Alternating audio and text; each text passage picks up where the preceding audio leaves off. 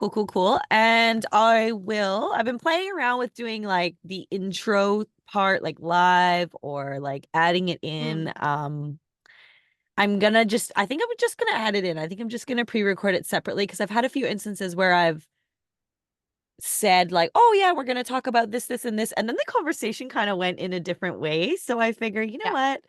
Let's have the conversation and then I can intro what we actually, Yeah. talk I just about was going to and say, like, from my perspective, if you want my vote, which you didn't ask for, but I'm going to give it to you anyway. I please. I love the ones where the hosts do it afterwards Yeah. and they give like the highlights of the conversation in the intro. And I think those ones get a better audience because people understand what they're signing up for, like what Mm. they're going to listen to before it happens. And I think you're right. I've been on some where they do this whole intro and I'm like, that's not the intro you recorded when I was on with you because that's not what we ended up talking about. Yeah, yeah, that's it. Yeah, yeah. Because that happened before. And I just kind of thought, I'm like, well, I went through all that work to like write it and Yes. then say it and then, do it. And then I'm just gonna change it anyway. So And yeah, then have to do something else. Yeah. I appreciate that. That's a good point actually to kind of like recap everything in the Yeah. intro. Yeah. It's like a pre-cap or something. I don't know if there's such a word, but there you go. Yeah, no, I like that idea. That's really good. And you're right. Like that's way more enjoyable to listen to because then you might click on it because of the title, but then you hear that and you might go, one of two things. It might like super excite you, be like, oh, great. Like I'm really looking forward to Yeah. that. And then you're really tuned in. Or you might go, oh, you know what? I'm not really feeling that right now. I'll come back to this later. And then you can just dip Hmm. out and not waste your time. I just gotta try and figure Yeah. out why my laptop is not charging, even though it's plugged in, because Okay. it will not run the microphone the entire time without a charger. What is happening? Is that the wrong cord? No, it's the right cord. No, I had to replace I'm just gonna unplug and plug it in the other spot. Okay, so the mic should be back on. Why? Yes, it should be my blue snowball. Thank you. Why is my laptop not charging? What the heck? Okay, well, we're gonna hope for the best. I'm just gonna follow the path of cords one cord further and see if it got pulled out by the dog. Come over Sure. here. Just in case. No, it's attached to the wall.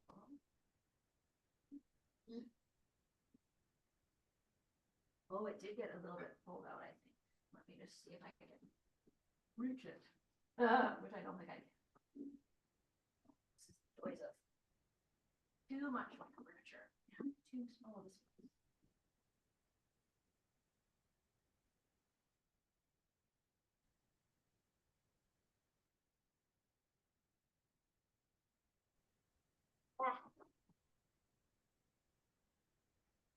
Okay. I heard it bang, so what the heck did I just break?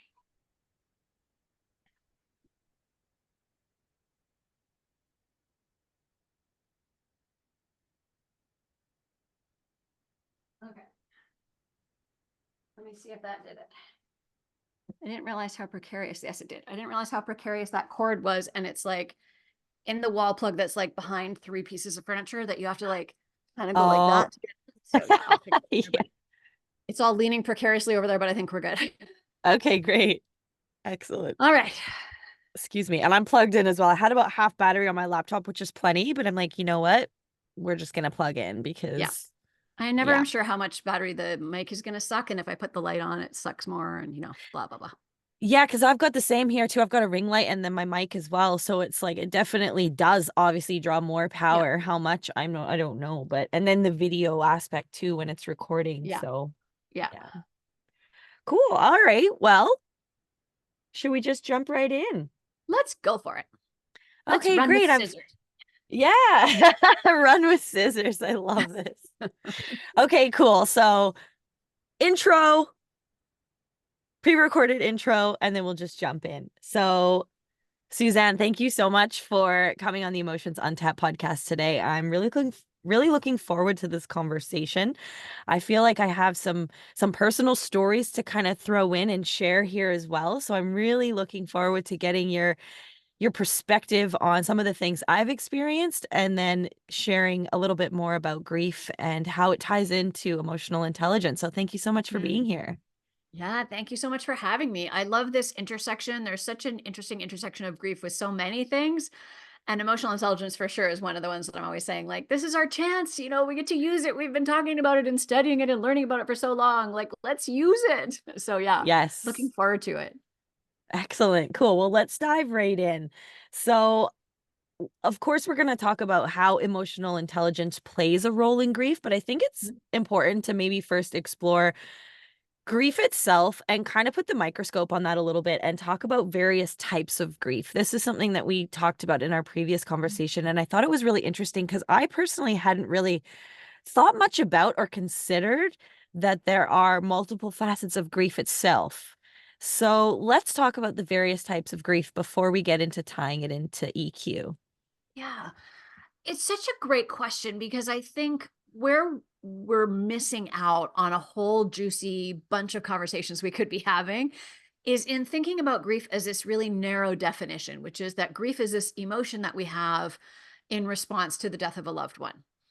And in fact, grief is a much bigger, sort of more amorphous blob, unfortunately, than that. And in reality, we experience grief for all types of loss. So we can have grief from the loss of a loved one. Absolutely. We kind of understand that and expect it, though we don't understand it well enough or expect it to go as long as it needs to.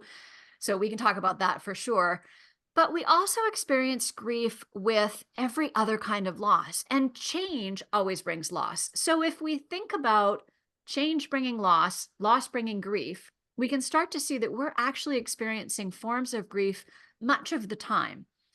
And sometimes that's a personal grief that we carry ourselves. Sometimes it's vicarious. It's actually grief for someone else, right? We're looking at someone else's experience, especially right now. We're so interconnected globally that we're often grieving something that's happening across the world. Something that's happening in our community, we can feel closer to, but we feel really attached to people across the world now because we see what's happening for them. We can have collective grief. So we have grief as a group about something that has happened. And you and I, in our earlier talk, we're talking a little bit about sort of that time in the middle-ish of, the Ides of March, right? Beware, we were taught as English majors, the Ides of March in 2020, when really the whole world changed rapidly, unexpectedly, in a way we weren't anywhere near prepared for, and has continued to stay. I think the norm now really is disruption and confusion for most of us. It's like nothing has kind of settled back to any kind of even keel feeling.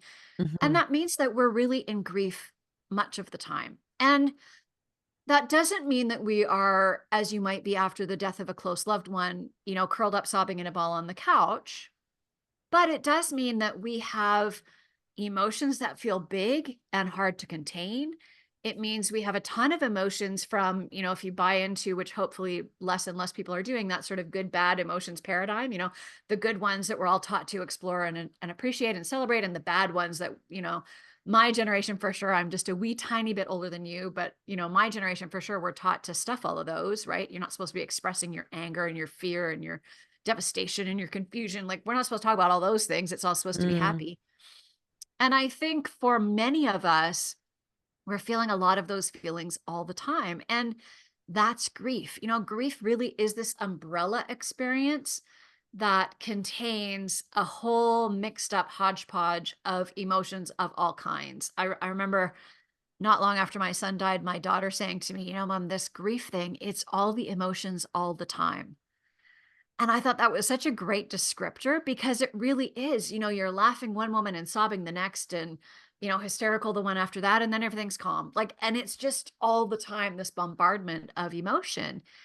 And that's part of why I think the EQ, emotional intelligence work for folks who are doing it, who have done it, who are aware of it, is so helpful, because really we need to turn into those emotions. We need to face those emotions. We need to feel them and name them, and, all of the good things that allow us to then self-regulate and carry ourselves in a world that continues to be full of complexity and confusion and loss.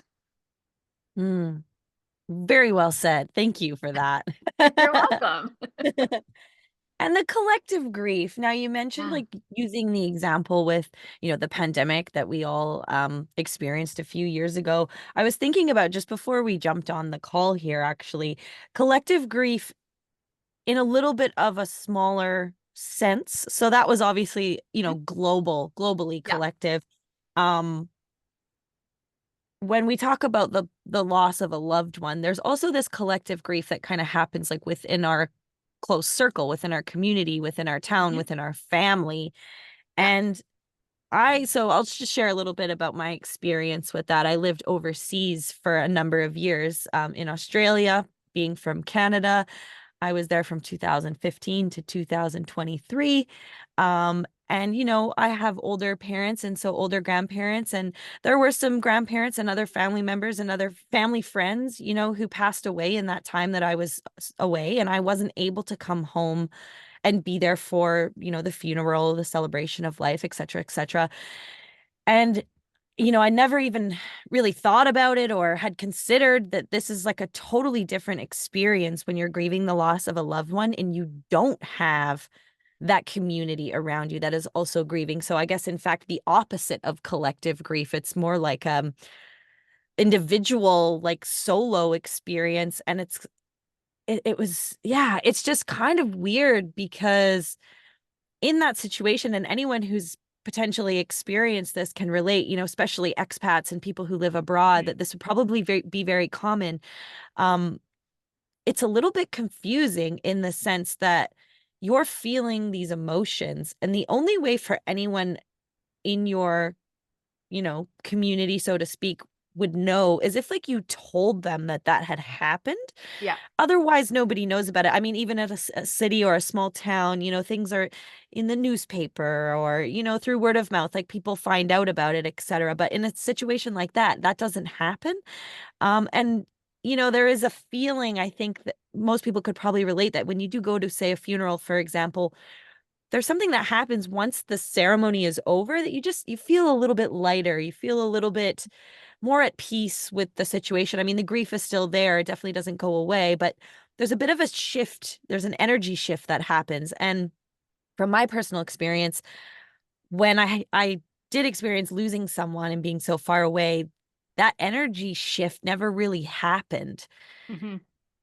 And yeah, it was really an interesting experience because it was not something that I would have anticipated happening. Mhm. I'd love to know your thoughts on that and just kind of how that all how we experience that so differently. What's interesting about that whole scenario is that as much as grief is a universal experience, it's also unique and individual each time. And even though it's individual, the one commonality for all of us is our grief needs to be witnessed. Mm, And I think one of the things that happens in that kind of circumstance is that there's nobody to witness. That memorial service, that whatever it is this moment where we all get to witness together our shared experience. And as much as that for the people closest to the person who's died is really the very, very beginning of the grief journey, nothing is kind of concluded that day. For the larger community, it really is that sense of, okay, we've had this collective experience. We know now, as we see each other, especially if you're in a small town or a small community, we know who was here. We know who to be tender with. We know who's also maybe having mm, some of the same feelings we are. And it really becomes that collective experience in a way.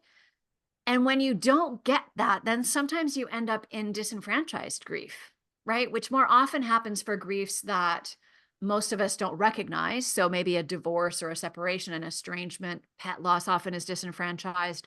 mhm, Um, because we just kind of don't give people permission to grieve those kinds of things. But it also happens if you're kind of forced into isolation because of location or whatever other circumstances, and you don't get that collective experience, whether it's a big one in a memorial service or a celebration of life, whatever you're having, or it's one where at least you can get together with close family or friends or whatever and have that kind of shared experience. mhm, And that to me is part of what's really interesting about looking at collective grief, because if we can find those things that we're all grieving. I was thinking about it as you were talking and we were setting up talking about collective grief. And it even happens, it's NHL hockey season, which in Canada, if you're listening from outside Canada, this is a very big deal. My team is still playing. Some other people's teams aren't playing anymore. And that's a form of collective grief. And I don't mean that to sound frivolous because some people may think, oh, yeah, but that's like the fans and like whatever, it's just a game. But for a lot of people, that's a really important part of their life. It's part of how they connect with Mhm. other people. It's part of their social sphere. It's part of what they do with their time, right? They're really invested. It's And even, if I can just add, it's even sometimes for people part of their identity. Like, uh, absolutely. right? Like, I am a Flames fan or a Bruins fan or like whatever your team is. Yeah. It's like, I am that person. Yeah. It's 100% that fan identity is really important to people. And when we dismiss that, if we don't understand it, like I'm not a super fan, I'm 100% on the bandwagon for my team currently because yay, us, why not? But I'm not a fan the rest of the year, particularly. But a lot of people are. And so when that ends and something like that happens, if we could take a moment to allow that all of those feelings are happening, right? To use our emotional intelligence, our self awareness, our self regulation, our social skills, all the things, we could be having conversations about how we feel about that. Mm, And that conversation then lets us practice a little bit, having conversations about emotions, having conversations about loss, showing support to one another in ways that create connection so we don't feel isolated in our loss.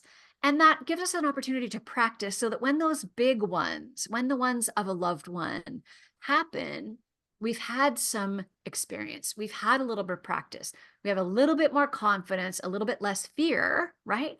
Because right now we're completely paralyzed in fear for the most part, right? Some of us are better, but even for me, like I'm a grief educator, I talk about grief all the time. When it happens in the life of someone I care about, I still go, oh, what am I going to say? What am I going to do? Like we still have to really think our way through that because it's not a natural response yet to do that in a healthy and supportive way. The natural response is some old trotted out cliche that's actually harmful and we should never say again. So if we can practice with collective grief, with other losses other than the really, big ones, then we have a little bit of, experience. We have some more tools in our toolbox to be able to use when those really big ones come, because they come. It's just mm, how life works. They happen. People die. I wish it wasn't that way, but I haven't got the power to fix that yet. And so being able to practice so that when it does happen, we can create that connection with someone instead of saying something that we all know instinctively is like, oh, girl, we just want to rewind it and say something else. But we'd kind of tried out that, how are you doing? And then we're like, oh, the answer is terrible. I know the answer is terrible. I didn't really mean to say that. That's not what I meant. yeah. Well, that's a really interesting perspective. I really appreciate that. That's, almost looking at collective grief then as an opportunity and a positive experience in a way so that, like you said, we can practice these conversations, we can practice having these, EQ tools essentially, like the Mhm. social skills and the awareness. And yeah, that's really fascinating way to look at it. I really, really appreciate that perspective. Thank you for sharing that. You're welcome. And I think it helps us to release, i- we know that emotions need to be felt, they need to be named, we need to accept them. And if we're not having those conversations and we're not sharing, then we're just stuffing them. And I think part of what we're seeing globally really is so many people lashing out and so much distress and so much fear and anger and upset. And I think that a huge amount of it is these stuffed emotions that Mm, we've all been carrying for, decades really, and in a really intense way since COVID came into our lives. And the conversation always about getting back to normal. And I just kept thinking, well, we can't bypass all this shenanigans that's happening and all of the loss people had. Like the amount of people who lost, loved ones, unprecedented levels globally, graduations, other ceremonies, vacations, sporting events, getting together with friends and family, all kinds of things we lost. And I think we feel a little bit guilty to want to mourn those things, and I think we do need to. We need to name. We could mm. be really mad that that happened. We could be really upset that we lost out on some really important things and name it, let it move on, carry on with our lives, but we have to talk about it. Yeah. And I think like what you mentioned there too, how people have this kind of perspective and like their mindset being like, oh, I want things to go back to normal. And it's really a Yeah. matter of like grieving that as well. Like understanding that like actually Yes. sorry, like we don't go back to that No. normal. We actually have to now create a new normal. And then there's grief within that as well, because now you're grieving like an entire lifestyle or a way, just the way things operated. And that's a very confusing thing to grasp, I think, for a lot of people. Yeah. I mean, the grief I think that we're feeling on this almost kind of existential level, if you will, like it's on these really big systemic levels, these really big conceptual levels. For so many people, our sense of, comfort and normal and consistency, like all the things we really identified with and could just kind of keep on keeping on, all of that blew up. Mm, And we are rebuilding a new normal, I think, with a better understanding of how normal served some and not others, I hope. And with a different sense of what our priorities are. Our priorities have shifted massively in the last 3 mm. years, 4 years, however many years it is now, 4 years, Yeah, right? They've 4 years. shifted massively. What we're prepared to put up with in our Mhm. jobs, with our relationships, in, the way the world works, it's completely changed. And there is a ton of loss there. So you did touch on it before. I'd love to go a little deeper onto how EQ plays a role in grief. You did mention it, like you said, self-awareness, self-regulation, and just the social skills. But I'd love to just kind of, again, put that under the microscope a little bit and kind of go a little deeper on how exactly it does play a role and how we can utilize our emotional intelligence to kind of help us move through grief a little bit better. For me, the key pieces of sort of the emotional intelligence paradigm, if you will, Yep. is really that sense of wanting to know our emotions and wanting to name them, wanting to have them be part of our experience, and acknowledging that that's actually a really empowered part of ourselves. Like there's a whole bunch of strength and resilience and growth that comes from owning and naming and understanding what's happening in our emotional life. And then when you layer in sort of the concepts of how that then impacts your social skills, and we look at things like empathy and our ability to, I talk quite often about this continuum kind of from sympathy, which most of us have left behind that idea. We see now that, feeling sorry for someone, not particularly helpful. We want to Mm, move now to empathy, where we really try and understand what someone else might be feeling, or we try and put ourselves into their shoes. We can't do that unless we have a sense of how our own emotions work. And when we're talking about grief, it's really critical that we try to do that, that we try to understand what someone else might be feeling, that we connect that with, oh, yeah, I have felt angry before. I've felt dismayed before. I have felt confused before. Maybe not in the way that they are over the loss of this kind of relationship or person, but we have felt those emotions before. And if we can remember what they feel like, even if we can, link it to all the somatic work about where they are in our body and where we might be holding them. For decades, I had shoulders as earrings because my neck and my shoulders were so tight. I knew exactly where I was holding all of that repressed stuff because it was all right there. That really allows us to help those emotions keep moving for ourselves and for the people we're trying to support. And the reason that's important is because, as I said before, we were talking about grief as this thing that needs to be witnessed. If we can show up in empathy, where I understand that grief comes with really big emotions, I have felt big emotions before, and I can show up to just witness yours and understand that they're real, understand that you being able to express them is actually really powerful and valuable and healing, that shifts the dynamic altogether, because mhm. our norm kind of is like, I want to be kind of away from your grief because we have this weird idea that maybe it's catching or something. I don't know where that comes from, but we definitely want to avoid it, as we do most really big, messy emotions.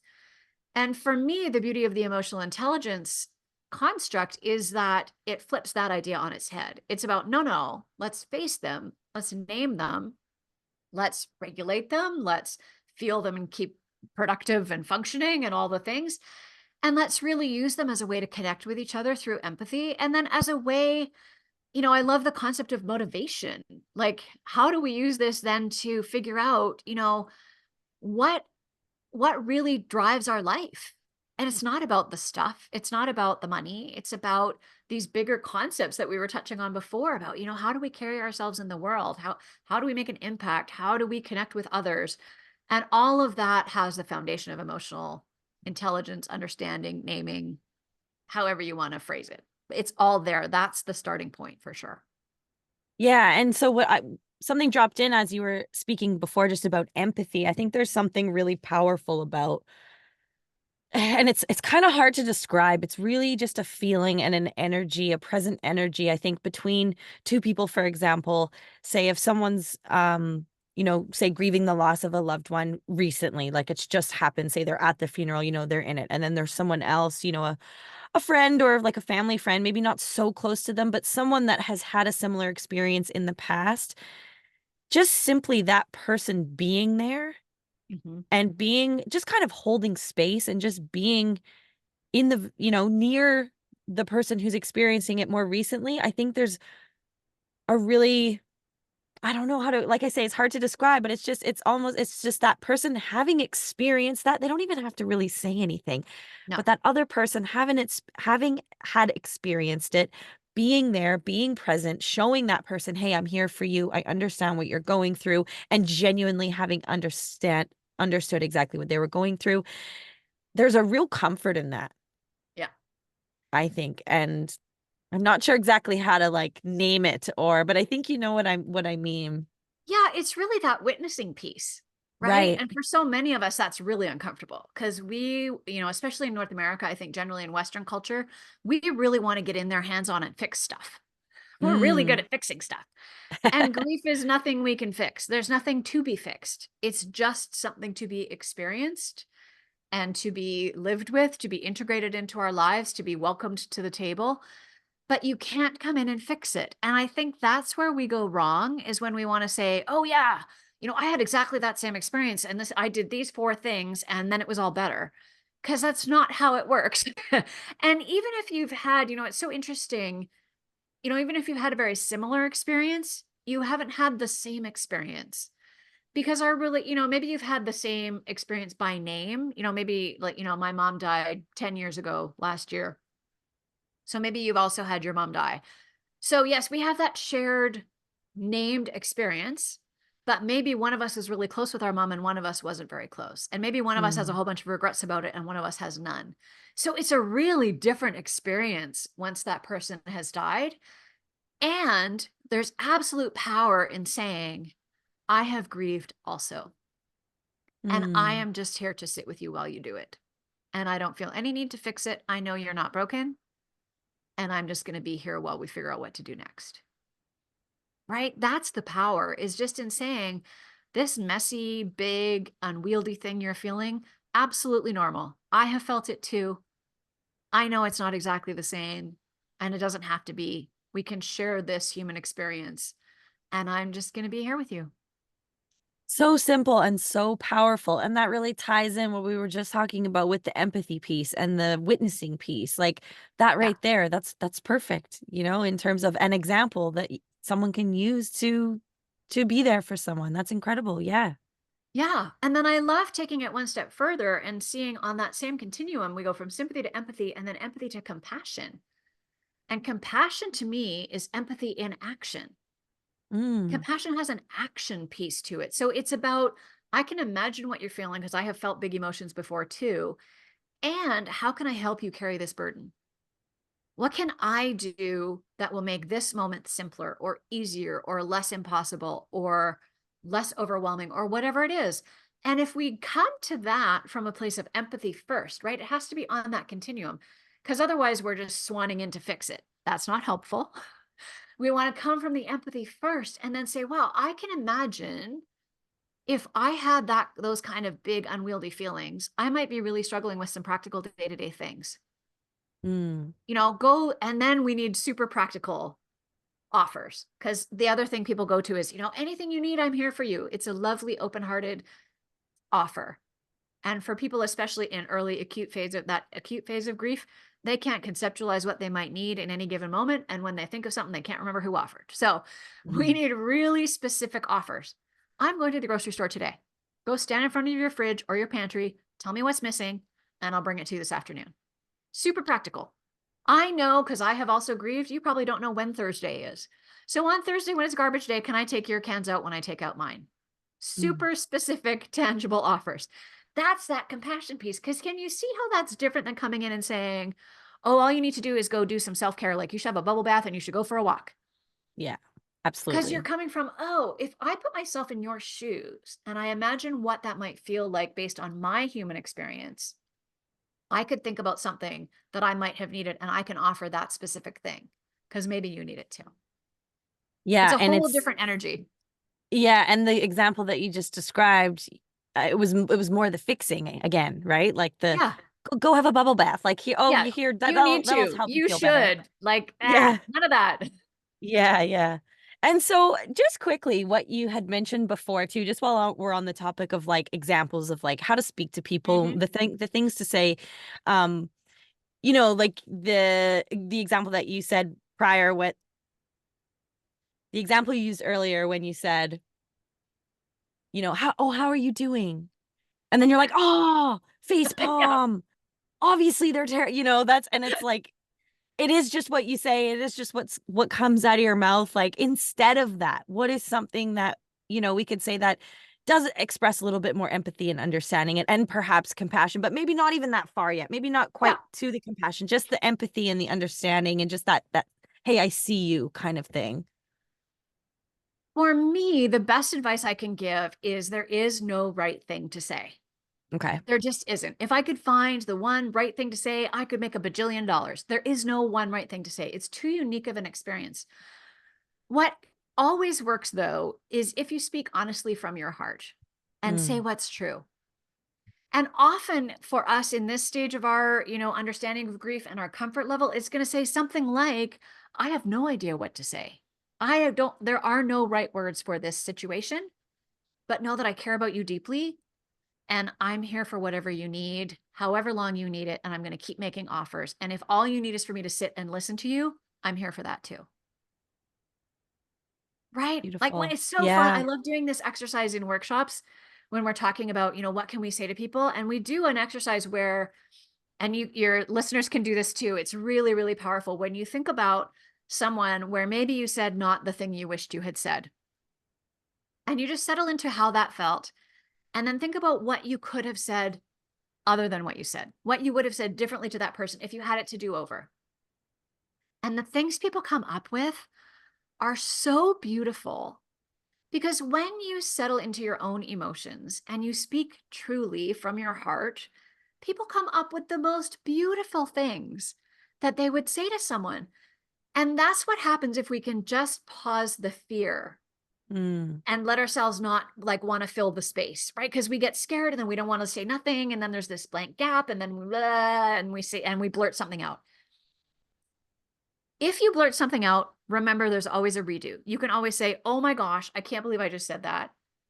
Let me take a breath and try again. Grievers will let you do that. None mm, of us are here to be Judgy McJudgerson. We're here to try and connect in this awful time. yeah. So it's absolutely okay to be like, oh, I can't believe I just said that. I know the answer is terrible. What I meant to say was, I'm sure this is an impossible time. I know it is from my experience. And I care about you so much. And I'm just going to love you through this as best I know how. And we're going to figure it out together. That's so Right? beautiful. Something Yeah. like that. And it's not going to be, that's not the right perfect thing to say, but it's going to be something like that, depending on the person, depending on your relationship with them, depending on the setting. Like there's so many variables. There's Yeah. no one right thing. But slowing down, saying something genuine that's coming from that emotional groundedness that's said with empathy, that's always going to work. Mm, beautiful. Yeah. And it's very true. You're not going to say the same thing to your neighbor that you've lived next door to for 20 years that you are to your coworker who's in the next cubicle that you don't really No. talk to that much. Yeah, why Right. do we think there So, should be one right thing to say? It doesn't make any, yeah. when you stop to think about it, it makes zero sense that there's any one right thing to say. It's impossible. Yeah. Absolutely. All right. We're flying through. You're answering my questions before I'm even asking them. Girl, this is fire. Yay. So we've kind of I guess we've kind of like this has already been intertwined in like a little bit of what we said, but what I would like to ask is how we use emotional intelligence to make things better for everyone in these perhaps, collective grief scenarios. I mean, we talked about the empathy and the compassion. you talked about, practicing, even on the little things, like practicing having these conversations. Like, what Mhm. are some things that, you can kind of take leadership on, perhaps in your own community or your own family, even to kind of, start those conversations and to make it feel less clunky and a little bit more, normalized, as like, this is the Yeah. intention we're trying to get to here. Yeah, for me, the most powerful thing really is to just start talking about our emotions. Hmm. And we're super uncomfortable with that. We're great Yeah. at, "Oh, we're joyful, like, let's celebrate, everything's happy, wonderful." When it's the heavier emotions, the ones that are harder for us to understand, the ones that maybe are a little bit layered with, um, sadness and disappointment and grief and sorrow, it's really to just name them. And I think there's so many opportunities where we have little disappointments, where we have little things go wrong that we kind of bypass talking about because we think, oh, well, that's not really, worth my grief. I mean, I have people say to me all the time, because I come to this work after the death of my son. So obviously, in the hierarchy of, sort of how this weird structure of how we sort of value what is deserving of grief, the loss of a child is very near the top of that hierarchy. Hmm. But that doesn't actually serve me or anybody else because then people say to me, oh, well, I didn't want to burden you with that because, your loss was so much greater than mine. Well, no, this is not a comparison. It's not a contest. And if we can start to name those emotions around some of the smaller losses, you can do this around the family dinner table. You can do Mm. it in the boardroom. We can do it everywhere. In the family, maybe we talk about, what was great today and what was really disappointing. And let's talk about, which emotion did that bring up? That great thing. How did we feel? Oh, I felt really happy. And we're trying to get past, the sad, mad, glad trifecta of, upper, high level. We want to get Hmm. as nuanced as we can. Oh, happy, great. Was that gratitude? Was it joy? Right? Let's try and get down, down, down. Find a feelings wheel on the internet. There's tons of them. I think it's feelingswheel.com is the one I end up using all the time, or emotionswheel.com. Can't remember. There's tons. I don't need to make one and really looking at those nuanced namings of emotions. And then we could talk about like what happened that was really disappointing. Oh, I did terribly on this test at school. Well, how did that make you feel? Oh, I felt disappointed. I felt really mad at myself. Like if we could start to have these conversations and normalize that naming grief, naming emotions and talking about them is normal, then when grief comes, again, we're back to building our toolbox. We've got to build these skills. We're not great at them yet. So as a collective, we can just go, huh, we're not really very good at that. Let's practice, right? And if we're practicing, then again, when those big ones happen, I was a grieving mom grieving out loud. I know I was terrifying to many people. I am not a good first assignment. Right now I am. Now I can talk about it with much more ease and grace and, Hmm. not without tears always, but most of the time. But at the beginning, I was terrifying. I'm sure of it. And I know I was because I've had people tell me that in the most loving way they could. And had we all practiced, had we already had this shared agreement, right, where we're a group of people who talks about emotions, what about a friends group? You could do it with your close friends. Find a space with some people that feel safe, Hmm. right? Where you have that high level of psychological safety and you can take risks because we need to feel safe to do this kind of stuff. But you can do it with your family. You can do it on the dinner table. You have Feeling Friday. Everybody name your top 3 feelings of the week. I don't care how you do it. Oh, There's I a like million that. and a half ways, right? We can do it in the boardroom. What if, when we launched a project and it didn't go the way we wanted, the beginning of that debrief meeting was the leader saying something like, this project didn't go the way that we wanted. And we're thinking about it now as a fail. And I know we're going to pivot and we're going to make a success out of it. And before we do that, I just want a presence that I have a whole bunch of emotions about this. And I'm feeling disappointed and I'm feeling confused, whatever it is. I'm feeling excited about what we might do next, however, whatever they are. And you just name them. And we know, the research shows us that just naming the emotions helps to move them. Hmm. So then they're not getting stuck. We don't get stuck when we acknowledge emotions. We get stuck when we try to deny them. Hmm. And if we can embrace that as our starting point, where it's like, Hmm. oh, naming them is actually good for me. Hmm. Naming them helps them keep moving. Naming them helps them not get stuck anywhere in my head, in my body, in my experience. We can really make big shifts in our culture. Yeah. And I think it's you know, from a generational perspective as well, Mhm. massive shifts, but it is going to be Yeah. something that takes time. You mentioned at the start of this conversation, you know, demographically kind of, you know, the older generations at this point, you Yeah. know, grew up very different to how now the next couple generations are growing up in this world. And this is why I'm so passionate about this topic in general, emotional intelligence, but especially the grief, and directing it at, you know, parents that are raising Mhm. kids these days. It's so important, like you say, love these examples and these things that you're sharing, to like make it a table talk, like make it a weekly Yeah. thing or a daily thing, because these are the practices and exercises that are going to completely transform the next generations into naturally and already just being emotionally intelligent, like out of the womb Yeah. nearly.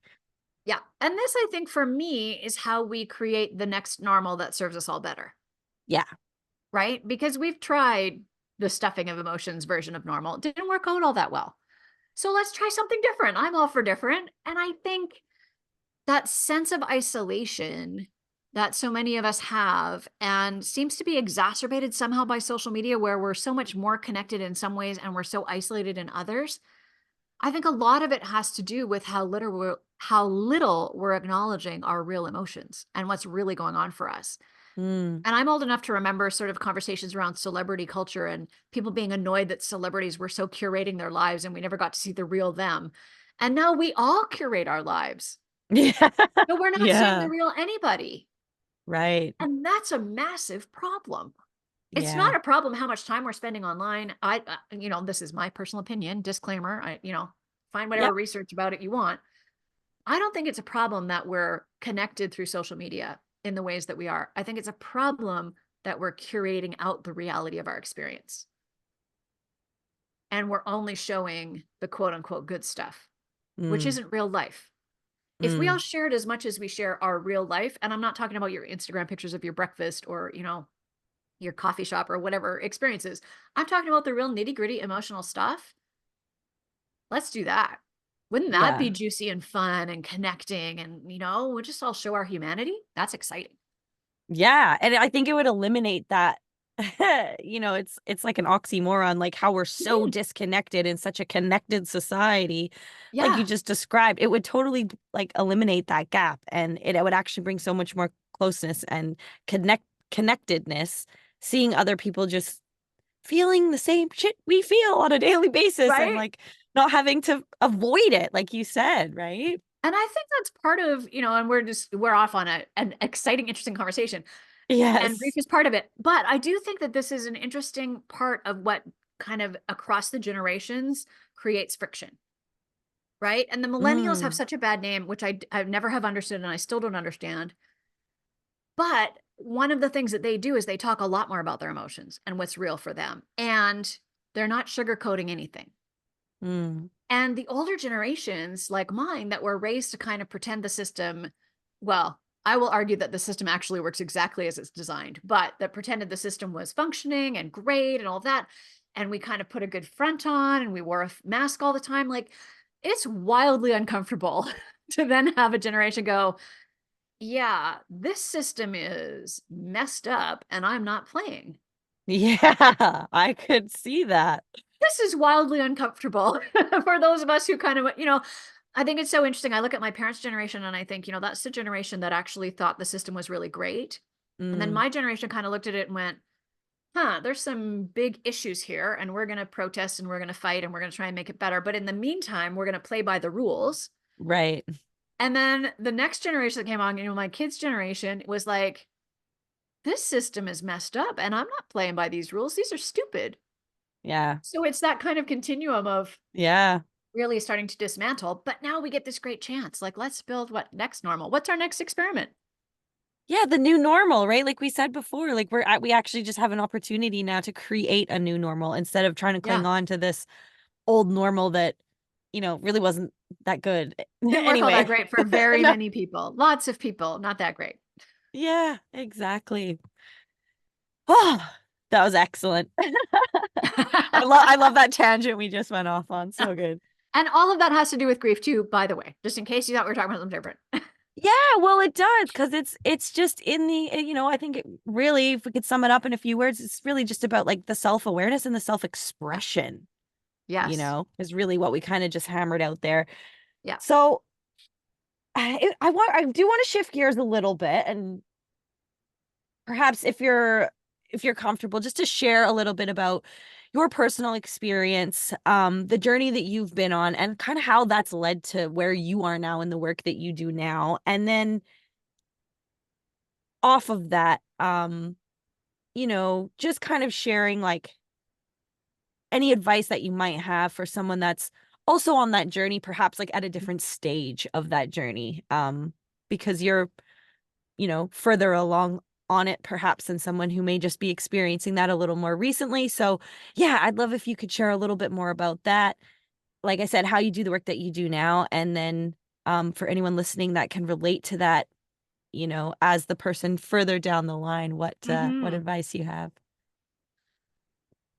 So, that's such a big question. I love big, juicy questions.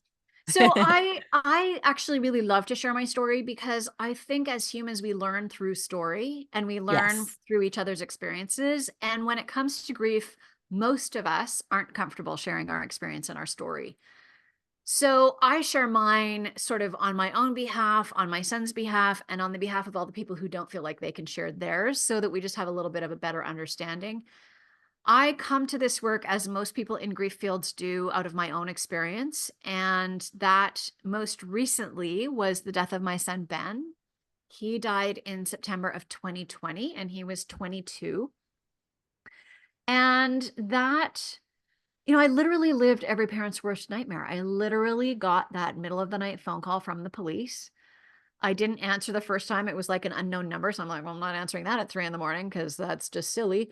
And then they phoned again and I answered as only you could do in like a terrible movie. And I never will forget. I answered and I said something like, I don't know who you are that's calling me at 3 in the morning, but it's clearly some kind of scam. And you should know that where I live, it's 3 in the morning and it's not really appropriate for you to be calling me. Something like that. Like I was like, sure, it was like some Nigerian prince calling and there was some, spam thing. And I was like, oh, so rude to be crank calling in the middle of the night. Anyway, that was not the case at all. It was the police phoning to let me know that Ben had died. And that was exactly as disruptive and shattering and devastating and confusing as you would expect it to be. And really set me on this path of trying to figure out really for myself how grief worked because I realized I didn't know. I didn't know Mm, enough to be able to do it in a way that was healthy. And I knew that I had to embrace the entirety of the experience. I had this knowing very early days that I had to be conscious and curious. So, conscious was about this emotional piece that we've been talking about, right? Conscious of every single emotion, welcoming of them all, even the horrifying ones, which are many in those early, early days. And curious about really like how, in the beginning, it was about how to survive. Really, the mhm. curiosity was about, how do I shower? How do I feed myself? When I'm sobbing so hard that I can't breathe, how do I breathe? How do you like calm your system enough that you can actually breathe again? And that's where the curiosity started. And, it really then expanded from there to this concept that's very common in griever conversations about grief changing your address book. And I got so curious about that idea because I encountered it really early on when I hadn't realized how much it was going to change mine. But of course it did. And I got really curious about why that was. Like, what was it about grief that meant that the people who had been your inner circle, your closest companions and support people vanished? And other people came in to be those close supporters. And I knew it wasn't that the people I had counted on before Ben died didn't still care about me, weren't still really, invested in my success and all of the things, didn't still love me. But for whatever reason, they couldn't show up. And other people did. So I got really curious about what was holding us back from showing up and learned over time and research and surveys and conversations with people, that it's fear. 98% of the time when I ask that, when I say to people, why didn't you show up the way you wished you had? It's always about fear. It's about 98% of the answers. Wow. Sometimes people will answer something else that is fear, but they're not calling it that. Uh, Yeah. but it's about fear. And fear comes when we don't understand something. Fear Hmm. comes when we don't have appropriate experience to make us feel confident. Fear comes when we don't know what to do or say and we don't want to do harm, right? And fear comes when there's a taboo about something and we're not talking about it and we're not sharing our stories. So that really is what has led me down this path of, for the first 2 years, and I'm here to tell you the timeline that people have told you about grief is wrong. It's 1,000% longer than you think. People want you to be kind of done by the time the funeral happens. You're just barely getting started by the time the funeral happens because you've had a Yeah. bunch of busy work to do. And then this big thing happens, and then people disappear. Because for people on the periphery of the loss or less, where it's less central to their life is carrying on. Yeah. Right. Mine was a post-apocalyptic nightmare. I could see the bomb blasted, devastation around me, but the rest of the world was carrying on like nothing had happened. And Hmm. my reality was forever, blown up. I no longer existed, right? There's that loss of self that needs to be grieved as well. Yeah. So it really, my curiosity was about how does this work? What are the symptoms? What's happening to me? Like I had intense brain fog for 2 years for sure. It's getting better now. I'm at the 3.5 year mark. And I didn't know that's something that was coming for me. I didn't know that was normal because nobody talks about it. Hmm. But when I look back at when my dad died, so my dad died 25 years ago, and my mom, I remember conversations with my brother saying, like, what is going on with her? Like, she's making all these weird decisions. She's doing all this weird stuff. Now I know it's brain fog. It's very normal. Hmm. If we understood it, if we shared our stories, then we wouldn't be so scared. Like, I was scared there was something wrong with me. There was nothing wrong with me. I was having a very normal symptom of grief that I just didn't know about. So I had to become a student of grief for my own survival. And then when I started writing about what was happening for me and what I was learning, the response I got from people was so overwhelmingly of gratitude and of support that I thought, okay, there's a bigger impact to have here. And there's bigger work to be done because nobody's talking about it. And people were saying to me all the time, there's nobody else in my life who's talking about grief the way that you are. I know they're grieving, but they're not talking about it because Hmm. there's such a taboo, because there's so much fear and so much, ignorance. It's just lack of knowledge that impacts the griever and the support people. So now we're all isolated because we all think there's something wrong with us. The support people don't know what to say or do. The griever doesn't know how to presence their needs or their emotions or any of it. And in a time when we desperately need to be connected, we're isolated. So Hmm. that has led me then down this path of looking at, how I can make the biggest impact and really seeing that if what I'm after is a culture shift, which is what I'm after, the place to do that is in the workplace. And grievers are suffering in the workplace because workplaces mirror and, operate the same way as our bigger systems. And they have this gap. We don't know enough about grief. We don't know how to support someone when they come back to work. They've had their 3 to 5 days off. The funerals happen and they're back. And we're all acting like they're supposed to be back like nothing happened. Hmm. Yeah. It's an unreasonable ask of people and it's really expensive. So that's sort of where my focus has become now is working with organizations and businesses and leaders to say, okay, how can we really leverage this emotional intelligence piece? How do we as leaders model for our organizations what we want emotional acknowledgement to look like? And it's that Hmm. simple conversation we talked about earlier. Oh, I'm feeling a bunch of ways about this. I'm feeling all the things. If you want to express what you're feeling, this is a safe place to do that. And if you don't, that's safe too. And then we just start to build that culture where we can talk about it. And we look at, what are the really practical things we can do to help people? Right? Hmm. We know there's brain fog. We know people struggle with sleep. We know people struggle with eating. We know people struggle with physical symptoms, right? Pain, numbness, tingling, all the things. There's about 8 or 9 really normal symptoms. And there's really practical things we can do to support them all. So let's do that. Let's make a difference. Grief doesn't have to be suffering. Mm. Mm. It doesn't have to be suffering. It can be overwhelming and devastating and confusing and all of those things, but we don't have to suffer. And we suffer when we feel isolated, when we feel unsupported, when we feel alone. That's when the suffering happens. If we feel connected and uplifted, and like people will just hold space for us and will just witness what's true, then we're not suffering. So powerful. Information really is power. And I admire Yeah. so much what you're doing and what you have done and what you continue to do in your mission, because just simply by having these experiences, like you say, going into the workplace and working with these people and opening up the conversation and giving people the information of, hey, this is what you can expect in yourself. This is what you can expect to see others experiencing, et cetera, et cetera, et cetera. Like that is what is going to make waves. So, it's a very tragic thing that you experienced. And my heart goes out to you and any other parent who has lost a child. It is absolutely devastating, and it is backwards to how we think it's going to go. I mean, parents get old and pass away and the kids live on is Mhm. usually, and when it doesn't happen that way, it is horrific and it's devastating and it isn't talked about enough. And just, yes, so much love and gratitude for you and your mission and your ability to take something that you experienced that was, seemingly tragic and terrible and all the Yep. dark, deep emotions and turn it into something so powerful and uplifting and forward moving and just impactful and just change like you're just a change maker, and I love it, and I love this conversation so much, and I love bringing this to an audience of people who need to hear it. And I really hope that if you take anything from this conversation, anything, like just one tiny thing, it's that it's okay to talk about it. Hmm. We've given you some prompts on how to open up these conversations, how to start normalizing it and talking about it before there is an it to talk about.